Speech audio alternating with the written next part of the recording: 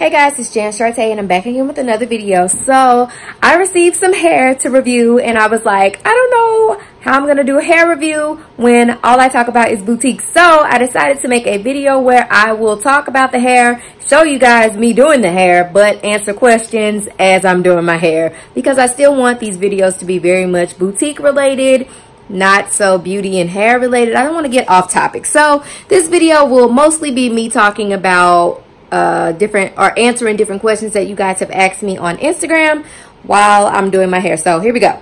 So as many of you know, I don't typically wear my real hair. I usually wear like extensions in the form of like a wig that I make myself, but I was sent some hair to review. So I was racking my brain on how I was going to share hair on this channel and also talk about boutiques, because that's what I talk about. I was like, I don't talk about hair. So I decided I would make this video and answer some questions that I was asked on my Instagram about boutiques while I install these clip-ins.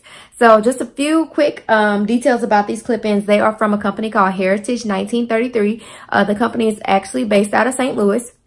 It's owned by a young lady named Latoya Thompson, and she's really great. You guys should definitely check out their website. So I initially received 2 bundles of hair. They were both 14 inches, and then I decided that I actually wanted to try clip-ins, which this is because I've never tried clip-ins before.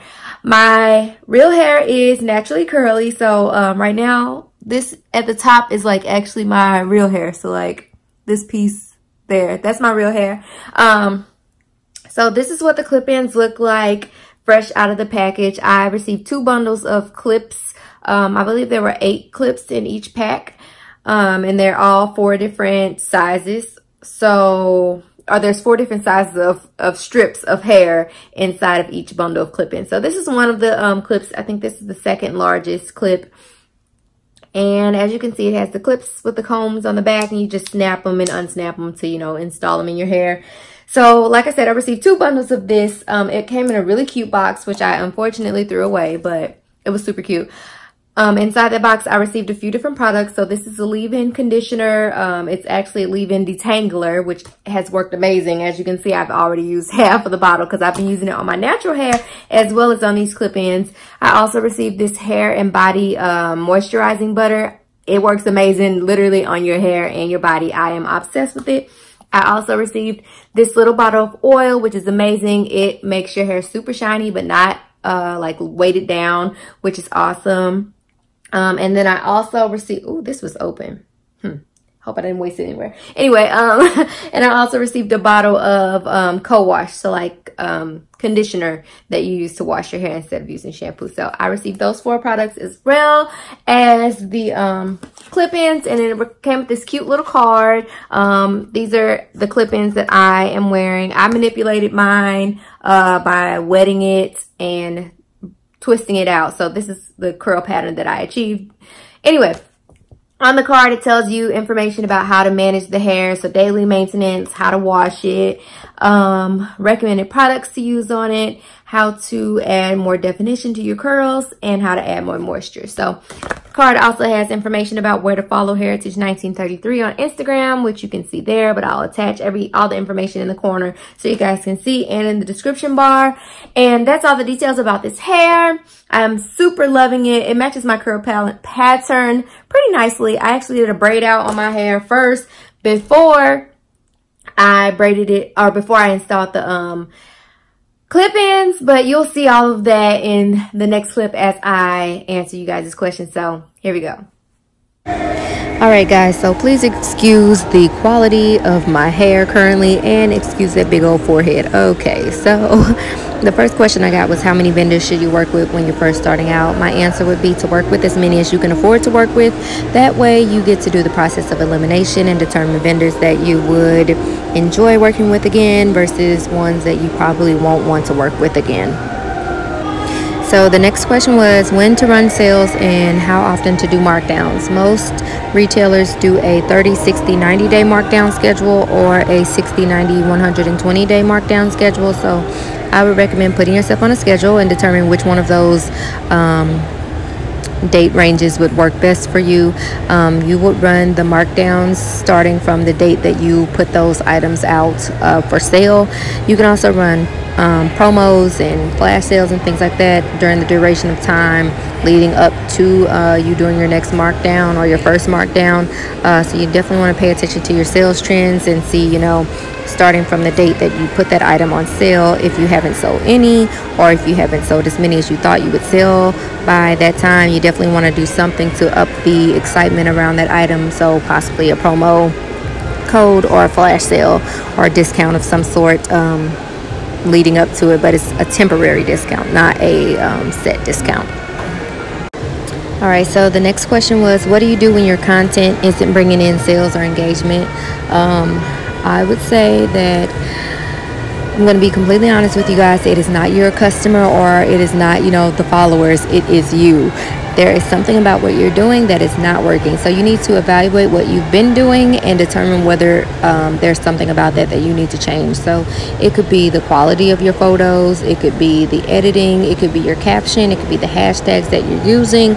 It could be anything. So you need to, I always recommend playing around with all of those different elements. So using a short caption on a photo versus using a long caption on a photo, using one set of hashtags versus using another set of hashtags, using one editing set or like filter or editing tools versus another filter and a different set of editing tools, so making the picture look different, things like that. So evaluate what you're doing or what you've done thus far and determine what you can change or do better. You can also reach out to influencers, but again, you want to make sure that the quality of what you're putting out there is like superb. You don't want them putting anything on their timeline, and they won't want to put anything on their timeline that is not of the greatest quality. So make sure that your content looks great. The next question was pre-sales. Should you or should you not run pre-sales? My recommendation would be to not run pre-sales if you're not familiar with the quality of the merchandise that you will be pre-selling. So if this is your first time working with a vendor and you're not familiar with the quality of the merchandise that you'll be receiving, I would not run a pre-sale on it, because you do not want to take someone's money, you know, and have them assuming that they're going to be receiving one particular item, and then when you get it in stock, it does not look anything like the picture, or the quality is different in any way. So don't run pre-sales on items unless you are familiar with that vendor and the quality of that vendor's merchandise. All right, the next question was, how do you establish a target audience? You don't really establish a target audience. You're supposed to start with a target audience. So this means someone or a group of people who you are targeting, who you intend to sell whatever it is that you're selling to.